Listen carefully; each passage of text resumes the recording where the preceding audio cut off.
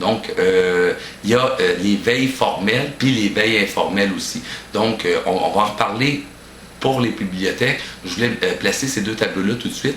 Je refais évidemment, il y a l'opérisation des règles en vigueur. Alors, j'ai parlé de corruption, je m'excuse de faire du coq à l'âne. J'ai parlé de corruption tout à l'heure rapidement.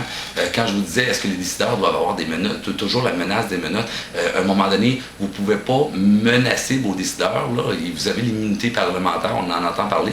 Vous ne pouvez pas menacer toujours vos décideurs qu'au moindre accroc, vont se ramasser en prison pour la vie parce que ça n'a pas de sens qu'un tenant de charge publique ait commis un accroc parce qu'à un moment donné, vous paralysez le système. Hein? Le décideur est là pour prendre des décisions.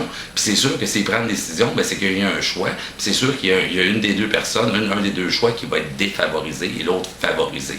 Bon, là, il y a plein de raisons qui peuvent rentrer en ligne de compte entre vous et moi. Comment ça que le monsieur ou la madame qui décide d'octroyer le plus bas soumissionnaire un titre long de même? Il me semble que juste une feuille Excel, puis tu dis, ben, je veux voir c'est qui le plus bas soumissionnaire qui remplit toutes les conditions. Tu sais, écoutez, c'est une base de données, peut-être pas Excel, mais c'est une base de données Access. Là, on paye sur Enter, puis c'est réglé. Tu n'as pas besoin d'un titre long de même pour voir c'est qui le plus bas soumissionnaire. Là. Bon, enfin, là, je pense que je ne me suis pas trop égaré. Là. Je refais le tour rapidement de ma revue de presse, et puis ensuite, on va plus parler de bibliothèque, on va parler de la place Gérald Godin un peu plus en profondeur. Appel automatisé Bergeron et Coder. Ce que je voulais vous dire, que je voulais ajouter rapidement, M. Côté risque de vouloir thématiser, d'ailleurs c'est l'angle, je pense, qu'il a privilégié. Des fois on parle de représentation, de la politique de représentation, des trucs comme ça au niveau de la structure. Là. Je pense qu'il va essayer de thématiser son unicité. Je ne sais pas si ça va fonctionner. Là. Pourquoi on voterait pour lui? Parce qu'il est prévisible. Hein. Oui, bien sûr, M. Côté a des squelettes dans le garde-robe, puis on sait à quoi s'attendre avec un politicien de ce genre-là. Il va faire face à la musique. Bien sûr, il va sortir devant les caméras, il va mentir, il va dire « je ne suis pas au courant de rien, je suis sans reproche ». Si la vague de tollé passe, bon, il survit un autre mandat, hein, par exemple. Si elle ne passe pas, ben, il arrive un truc comme il est arrivé avec M. Tremblay. N'oubliez pas que le crime organisé va être encore là, mais qu'on ait changé de maire, là, que ce soit M. Coder, que ce soit Mme Joly, que ce soit M. Bergeron, ou que ce soit M. Côté qui soit là. Donc, je pense que je voulais le rajouter parce que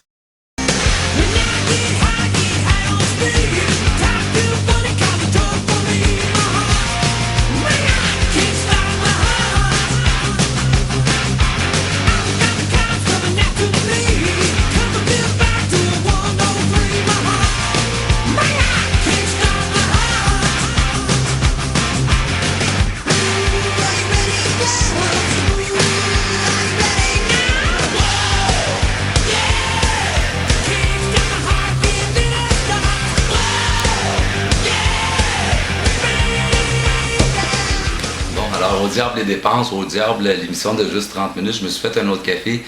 Vous me pardonnerez, j'espère. J'ai craint que mes dents vont devenir de plus en plus jaunes. Je vous montre, j'étais en train de refaire un petit tour d'horizon de ma revue de presse. Là. Je vous montre un modèle qui associe perception et pouvoir. C'est un modèle habituellement que j'utilise pour déterminer l'espace politique pour une nouvelle politique, pour de l'entrepreneuriat politique. On va en parler tantôt d'entrepreneuriat politique. C'est pas tout à fait les mêmes modèles que j'utiliserais pour l'entrepreneuriat culturel, mais on parle d'entrepreneuriat politique de ce temps-ci, surtout avec Voix Pietaille. Ce modèle-là, tantôt je vous disais, allez voir Barricade Plus, l'article que j'ai signé à la fin septembre, où je vous disais que je m'inquiétais de mon propre juge. Je me disais, mon Dieu, est-ce que je suis en train de dire que je voudrais avoir un maire qui est capable de jouer dur, qui est capable de jouer sale, comme M. Côté le fait avec M. Bergeron, avec M. Coder, avec Mme Joly aussi. Dans tous les cas, il y avait une ligne négative là, qui était adressée, c'était une publicité négative. Là. Bon, c'était un sondage, en ce que vous comprenez ce que je veux dire. Donc, sur ce modèle-là, vous avez le pouvoir des joueurs, des acteurs. Ça peut être les groupes sociaux, ça peut être aussi les classes citoyennes, par exemple les étudiants, les féministes, les groupes plus idéologiques, les groupes comme les grandes entreprises, comme les partis politiques tiers, les grands partis politiques aussi. Vous pouvez juger de la perception que les gens ont. Est-ce que c'est une bonne perception? Est-ce qu'ils sont généralement mal perçus? Ils sont perçus négativement? Comment ils sont leur pouvoir? Puis vous pouvez mesurer quand il arrive un événement comme ça, ou quand il arrive une chaîne d'événements, comment est-ce qu'ils bougent ces partis politiques-là ou ces actants-là. Donc, je trouvais que c'était intéressant de vous présenter ce modèle-là quant à ma propre réflexion sur mon propre jugement lorsque j'ai décidé de vous mettre, de ramener, de faire une corrélation entre l'article Montréal et son économie des services et où je disais, faudrait que le prochain maire, faudrait que la prochaine mairesse soit capable de jouer un peu plus dur, là, pour la patience est à bout, c'est beau les grands projets, je sais qu'ils se réalisent au complet ou à moitié ou pas du tout, ça c'est un détail.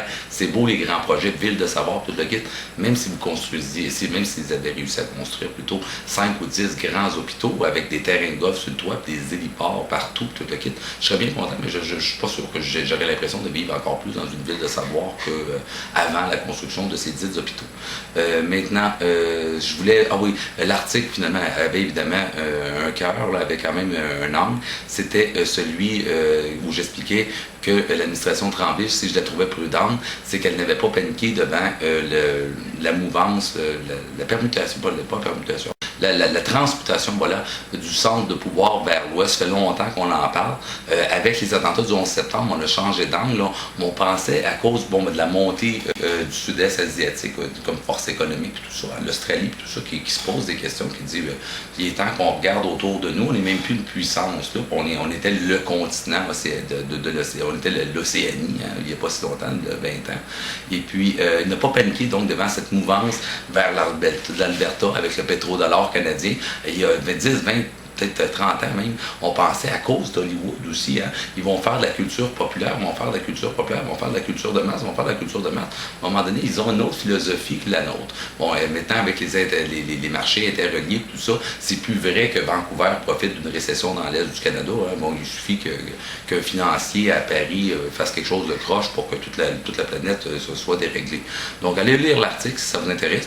Je vous la présente dans cette revue de presse-là, vraiment pour que vous, pour faire de l'autocritique. Hein. Il se peut que je me sois trompé, puis que ce que je vous entendais là-dedans, c'est que je voulais avoir un politicien qui était capable de jouer sale.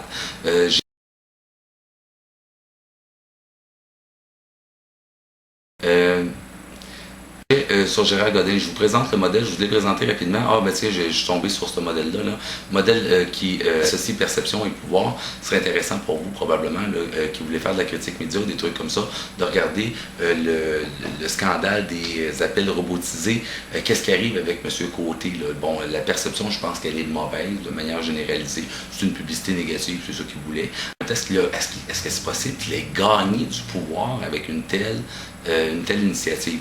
Bon, j'ai spéculé, je vous l'ai mis en corrélation, je vous l'avoue, j'ai fait exprès pour mettre ça en corrélation avec un article que moi-même j'ai écrit pour faire de l'autocritique, puis en même temps pour dire, des fois, on souhaite quelque chose, on souhaite une image de même, on souhaite une espèce de coquille vide, on dit, n'importe qui rentre là-dedans, il me semble que ça me plairait. Puis quand je dis, je vais avoir un politicien qui est capable de jouer dur avec le gouvernement, de toute façon, jouer de la politique dure, c'est-à-dire, je m'assieds à Montréal, et puis je suis un dur, je suis là pas avec le crime organisé, là, avec les autres joueurs, avec les acteurs, que ce soit les groupes communautaires ou n'importe qui, là, il est capable de jouer dur. Moi, j'ai l'impression que ce serait intéressant. Ça ne veut pas dire de tenir la ligne dure dans tous les cas. Évidemment, on valorise les ententes asymétriques et tout ça. Mais vous comprenez que pour sortir du mode patience, le centre décisionnel s'en va vers l'ouest. Nous autres, on est une ville créative. Qu'est-ce qu'on va faire avec des économies qui misent sur l'exploitation des ressources premières? On va se mettre à chercher du pétrole au Québec.